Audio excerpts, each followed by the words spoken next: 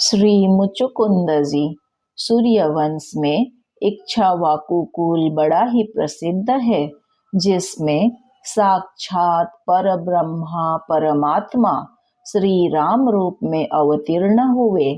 इसी वंश में महाराज मानधाता जैसे महान प्रतापशाली राजा हुए। महाराज मुचुकुंद उन्हीं मानधाता के पुत्र थे।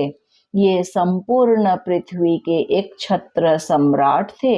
बल पराक्रम में ये इतने बढ़े चढ़े थे कि पृथ्वी के राजाओं की तो बात ही क्या, देवराज इंद्र भी इनकी सहायता के लिए ललायित रहते थे। एक बार असुरों ने देवताओं को पराभूत कर दिया। देवता बड़े दुखी हुए।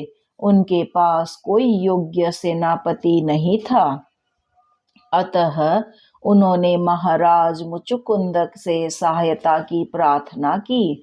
महाराज ने देवराज की प्रार्थना स्वीकार की और वे बहुत समय तक देवताओं की रक्षा के लिए असुरों से लड़ते रहे। बहुत काल के पश्चात देवताओं को शिव जी के पुत्र स्वामी कार्तिकेय जी योग्य सेनापति मिल गए। तब देवराज इंद्र ने महाराज मुचुकुंद से कहा, राजन, आपने हमारी बड़ी सेवा की। अपने स्त्री पुत्रों को छोड़कर आप हमारी रक्षा में लग गए। यहाँ स्वर्ग में जिसे 1 वर्ष कहते हैं, पृथ्वी में उतने ही समय को 360 वर्ष कहते हैं।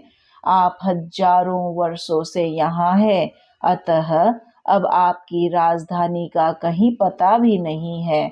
आपके परिवार वाले सब काल के गाल में चले गए। हम आप पर बड़े प्रसन्न हैं। मोक्ष को छोड़कर आप जो कुछ भी वरदान मांगना चाहे मांग ले, क्योंकि मोक्ष देना हमारी शक्ति के बाहर की बात है। महाराज को मानवीय बुद्धि ने दबा लिया। स्वर्ग में वे सोए नहीं थे। लड़ते लड़ते बहुत थक भी गए थे। अतः उन्होंने कहा, देवराज, मैं यही वरदान मांगता हूँ कि मैं भरपूर सो लूं। कोई भी मेरी निद्रा में विघ्न न डाले। जो मेरी निद्रा भंग करे वह तुरंत भस्म हो जाए। देवराज ने कहा, ऐसा ही होगा। आप पृथ्वी पर जाकर शयन कीजिए। जो आपको जगाएगा वह तुरंत भस्म हो जाएगा। ऐसा वरदान पाकर महाराज मुचुकुंद भारतवर्ष में आकर एक गुफा में सो गए। सोते सोते उन्हें कई युग बीत गए। द्वापर आ गया। भगवान ने यदुवंश में अवतार लिया। उसी समय काल यवन ने मथुरा को घेर लिया। उसे अपने आप ही मरवाने की नियति से और महाराज मुचुकुंद पर कृपा करने की इच्छा से भगवान श्री कृष्ण काल यवन के सामने बचकर भागे। काल यवन को अपने बल का बड़ा घमंड था। वह भी भगवान को ललकारता हुआ उनके पीछे पैदल ही भागा। भागते भागते भगवान उस गुफा में घुसकर छिप गए, जहां महाराज मुचुकुंद सो रहे थे।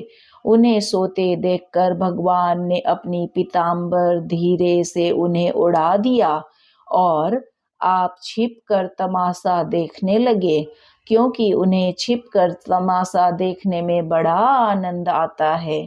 दृष्टा ही जो ठहरे। काल यवन बल के अभिमान में भरा हुआ गुफा में आया और महाराज मुचुकुंद को ही भगवान समझकर जोर से दुपट्टा खींचकर जगाने लगा। महाराज जल्दी से उठे। सामने काल यवन खड़ा था। दृष्टि पड़ते ही वहीं जलकर भस्म हो गया। अब तो महाराज इधर उधर देखने लगे। भगवान के तेज से संपूर्ण गुफा जगमगा रही थी। उन्होंने नव जलधर श्याम पीत कौशय वासा बनमाली को सामने मंद मंद मुस्कुराते हुए देखा। देखते ही वे अवाक रह गए। अपना परिचय दिया, प्रभु का परिचय पूछा। गर्गाचार्य के वचन स्मरण हो आए। ये साक्षात पर ब्रह्मा परमात्मा है, यह समझकर वे भगवान के चरणों पर लोट पोट हो गए। भगवान ने उन्हें उठाया, छाती से चिपटाया, भांति भांति के वरों का प्रलोभन दिया, किंतु वे संसारी पदार्थों की निसारता समझ चुके थे। अतः उन्होंने कोई भी सांसारिक वर नहीं मांगा। उन्होंने यही कहा, प्रभु मुझे देना है तो अपनी भक्ति दीजिए, जिससे मैं सच्ची लगन के साथ भली भांति आपकी उपासना कर सकूं। मैं श्री चरणों की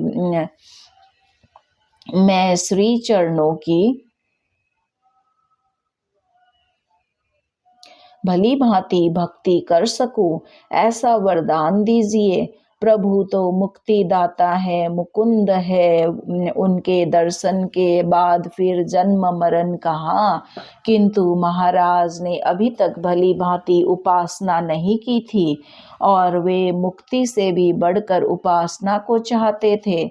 अतः भगवान ने कहा, अब तुम ब्राह्मण होगे, सर्व जीवों में समान दृष्टि वाले होगे, तब मेरी जी खोलकर अनन्य उपासना करना। तुम मेरे तो बन ही गए, तुम्हारी उपासना करने की जो अभिलाषा है उसके लिए तुम्हें विशुद्ध ब्राह्मण वंश में जन्म लेना पड़ेगा और वहां तुम उपासना रस का भली भांति आस्वादन कर सकोगे। वरदान देकर भगवान अंतर्धान हो गए और महाराज मुचुकुंद ब्राह्मण जन्म में उपासना करके अंत में प्रभु के साथ अनन्य भाव से मिल गए। श्रीमन नारायण नारायण नारायण, भजमन हरि नारायण नारायण नारायण, बोलो हरि नारायण नारायण नारायण।